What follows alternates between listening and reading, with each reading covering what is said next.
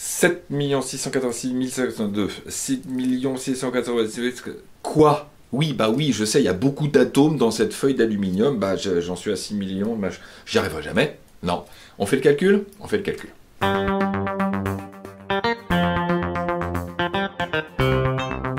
Alors, je récapépète la question. La question, c'était combien y a-t-il d'atomes d'aluminium dans cette feuille de 5,1 grammes. Alors, si on regarde les données, eh bien, cette feuille d'aluminium, qui pèse 5,1 grammes, est composée d'atomes d'aluminium. Chaque atome possède 27 nucléons. C'est ce qu'il y a dans le noyau.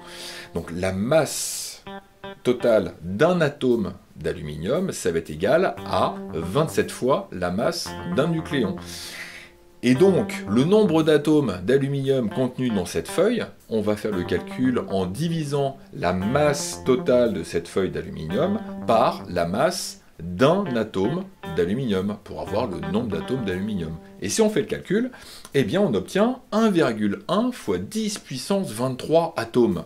Alors regardez, ça fait beaucoup, oui ça fait beaucoup, mais regardez, si on met les petits zéros pour savoir ce que ça fait donc 1,1, 0, 0, 0, 0, 0, 0, 0, 0, 0, 0, 0, 0, 0, 0, 0, oui, ça fait beaucoup de zéros, eh ouais, ça fait beaucoup de zéros. Alors regardez, ça fait donc 110 000 milliards d'atomes. Ça fait beaucoup, ouais. Si je mets une seconde à chaque fois pour compter un atome par seconde, eh bien ça fait donc 100 000 milliards de secondes. Ça fait beaucoup, ouais, ça fait beaucoup.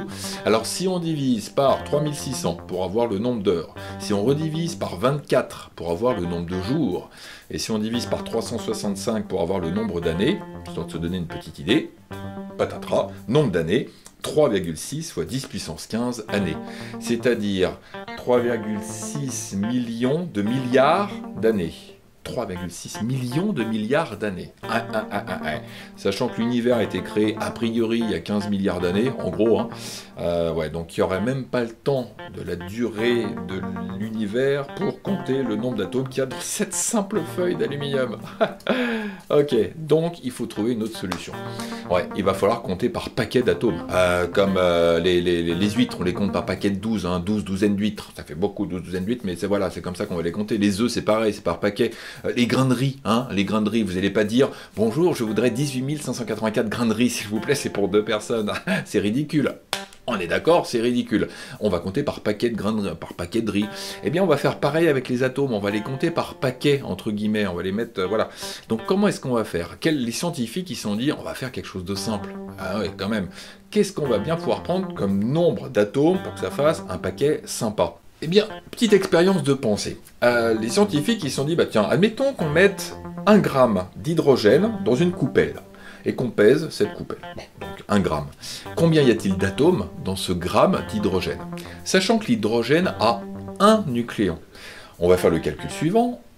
Nombre d'atomes d'hydrogène, c'est la masse totale d'hydrogène, ici 1 gramme, divisé par la masse d'un atome d'hydrogène. Un nucléon multiplié par la masse d'un nucléon. Et le résultat donne environ 6 fois 10 puissance 23 atomes. C'est-à-dire que dans 1 gramme d'hydrogène, j'ai 6 fois 10 puissance 23 atomes. Un nucléon, ils se sont dit on va peser 1 gramme. Sauf que l'hydrogène ne se pèse pas. Voilà, l'hydrogène atomique n'existe même pas à l'état naturel.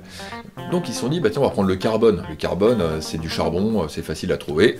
Donc ils se sont dit, bah le carbone, c'est 6,12. Il y a 12 nucléons dans chaque atome de carbone. Tiens, si on pesait 12 grammes, réfléchissons. Admettons qu'on mette 12 grammes dans une coupelle de carbone.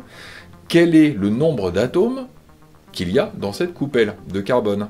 On va prendre la masse totale de carbone, 12 grammes, et on va diviser par la masse d'un atome de carbone. Sachant qu'un atome de carbone est composé de 12 nucléons, on va prendre la masse d'un nucléon multiplié par 12. Et si on fait le calcul, on va trouver 6 fois 10 puissance 23 atomes. Et donc ils se sont dit, les scientifiques, ouais, ce qu'on va faire, c'est que on va définir un paquet d'atomes comme étant égal à 6 fois 10 puissance 23, et on va appeler ça une mole, M-O-L-E. C'est l'unité de la quantité de matière. On va compter par paquet. Donc si je mets 12 grammes de carbone sur une balance, eh bien je sais que j'ai une mole de carbone. En fait, ça correspond à 6 fois 10 puissance 23 atomes. Mais comme je ne peux pas les compter, ça va être plus simple de les compter par paquet.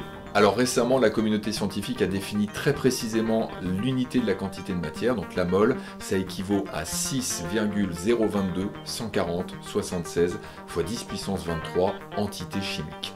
Voilà, pour être très précis. Bon, et bah sur ce, pour être très précis, ah bah oui, allez-y, hein, et puis, oh, extraordinaire, ça. Allez, c'est parti.